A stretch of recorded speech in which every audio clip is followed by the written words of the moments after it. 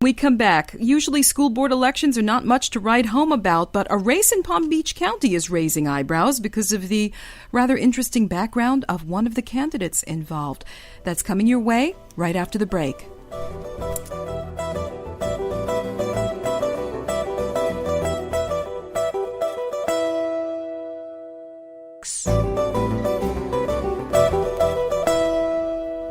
Welcome back to the Florida Roundup on WLRN. I'm Christine DiMattei. A Boca Raton math tutor is making a run for a seat on the Palm Beach County School Board. Nothing unusual about that, except that this candidate is a former porn actor. In the studio with us is 38-year-old David Mech. He is running on a platform that includes more focus on technology, innovation, and secular values in schools, as well as more sex education. David, welcome. Thank you. Thanks for having me on the show.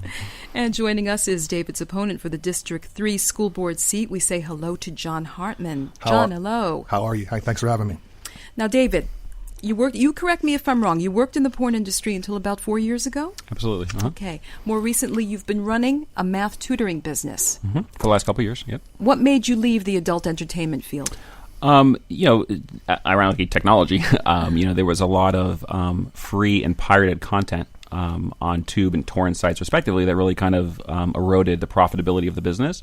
So my decision to sort of leave the adult industry was more of a business decision, because the adult media business is like any other business. It's a business, and it just didn't make sense economically to stay. I didn't have any moral reservation whatsoever in my decision to leave. How many films did you make while you were in the industry? When I was in the business, it's interesting that you say films, because it's really more done by scenes. If you do 5 scenes, that could end up in one movie, right? But if you do, one scene in 5 different movies, now you're in 5 movies. And then they do compilation. So somebody could take content that I've shot, 20 years ago and release a movie next week. Forgive my ignorance about the porn industry. I mean, do you get paid by scene or by movie? You get paid by the scene, and I've been in over 100 scenes in my career in the adult film industry. Over 100 scenes, okay. John, you don't have as colorful a background as David here, okay? I do not. What do you think about your opponent as a guy, just a regular guy? What's interesting is we just spoke out there for probably 20 or 30 minutes, and I will tell you that it was a pretty amazing conversation, because immediately we have tremendous respect for each other. We come from very disparaging views, but the respect for each other is certainly there. And I'm looking forward to talking, having an intellectual conversation about these issues. And I can't say anything negative about them whatsoever. I'm looking forward for the conversation. Absolutely. I feel the same way about John. Well, tell us about these differing views. Where do you differ with Dave? I think our main difference stems from how we define morality, and that's what we were speaking about there. It's a tough issue in our country, because the question is, can you legalize morality? Is there a legal connotation of morality? And that's where the issue would come in, as far as what do we want to bring into our schools? And I think that's where the issue is. I come from more of a Judeo-Christian principle background, and Dave does not. But I think that's where we're different. Okay. And David, there are a lot of issues facing all school districts. I mean, Palm Beach County has a huge school district. I think it's the 11th largest in the United States, 5th largest in Florida. It's gigantic. We've got crumbling schools. We've got overcrowded schoolrooms. We've got teachers who are just not getting paid enough. So, I mean, is really now the best time to get into morality in schools, Dave? Absolutely. Yeah. I mean, Why? You hear all the time in the news about teachers, good educators, who are losing their jobs for perfectly lawful conduct on their own time. Think about the banker argument they use in Wall Street. They say, we need to cap these bonuses that we're paying these bankers.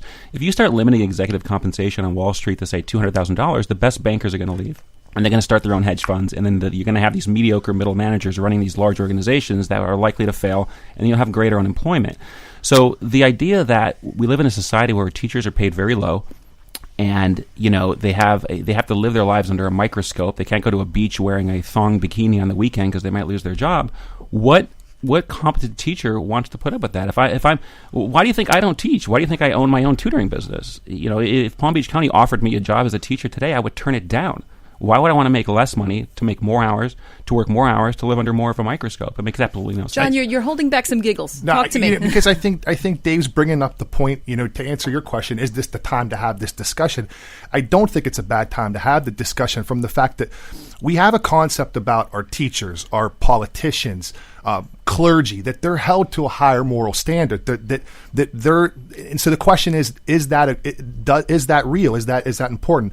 I would argue that there has to be a moral standard for people that are in charge of our children. That's part where I would differ from him. But at the same time, we have to examine the fact that if teachers are following the law, then that's something that needs to be said. Like, as he brought up the issue of a teacher wearing a bikini, I would agree with him on that. But a teacher going out and getting a DUI, that's unacceptable. Absolutely.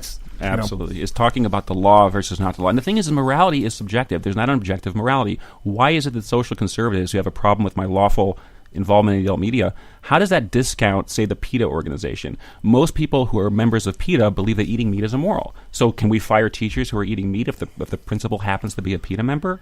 Okay, but John, do you have an objection to Dave's being on the school board based upon his background? His background is, we all have aspects of our background that I would have things in my background I'm not proud about. Now, the thing is, what's funny is we were talking about this, Dave doesn't have a problem with his background.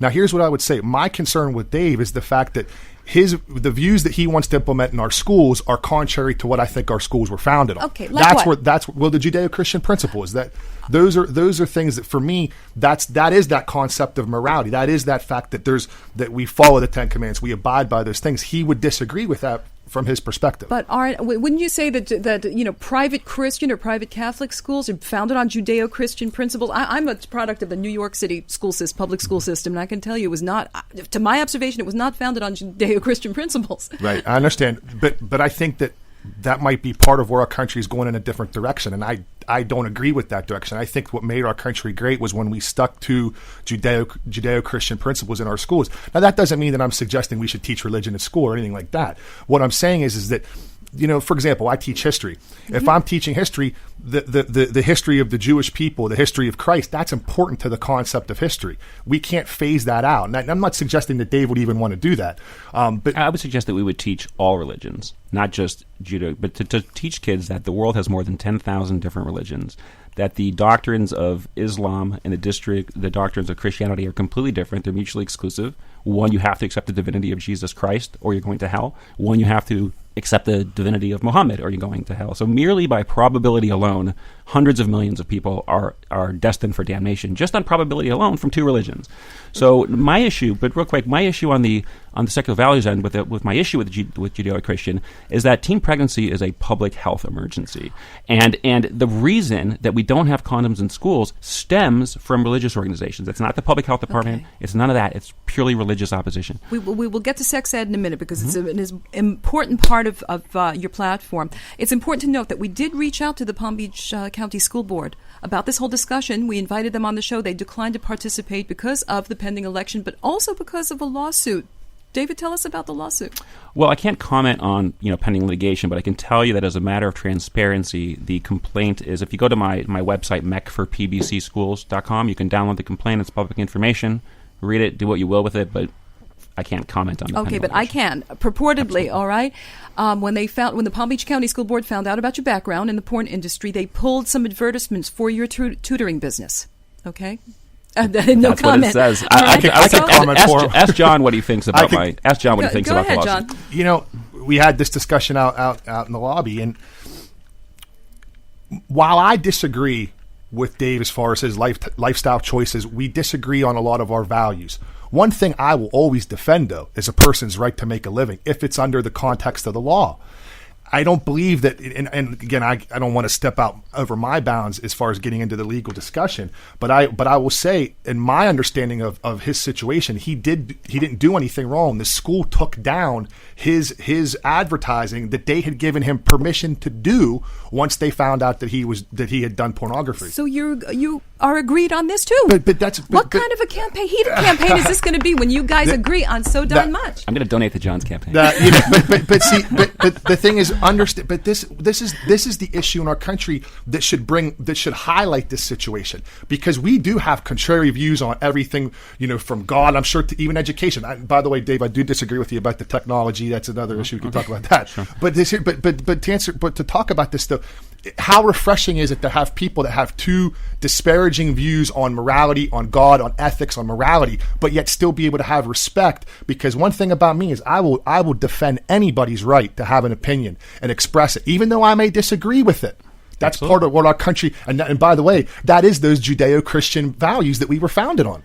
Now, the other thing, let me add one more thing to that, is this idea of I don't understand why school boards are explicitly concerned with role models only in the domain of sexuality. I mean, there's plenty of different ways to be a role model. I mean, one of the we have a huge nutrition issue, physical fitness in the United States.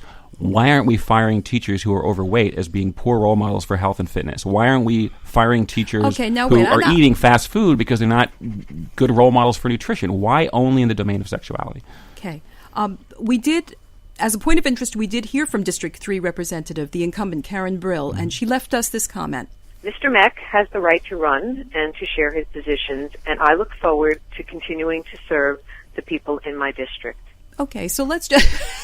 John is laughing again. Very political response. Let's just wrap it up. Talk to the people of Palm Beach County right now, the parents and the teachers, and each of you tell them why you're the best person for this job. All right, John, you. I'm the best person for the job because I've been in the schools. I've been in the classroom. I have a firsthand understanding of what it is to have a child in the schools.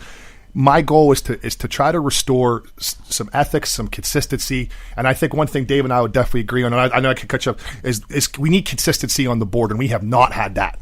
I'm not saying that I am the best candidate. I'm saying that I'm offering a vision for the future of the school board, as are the other candidates, and that the voters should choose the vision that they represent with the most, and the byproduct of that will be winning the election. And just for the record, for those that are listening, Karen, the incumbent, introduced legislation for dress codes for parents. If you think parents should have dress codes at school board meetings, then vote for Karen.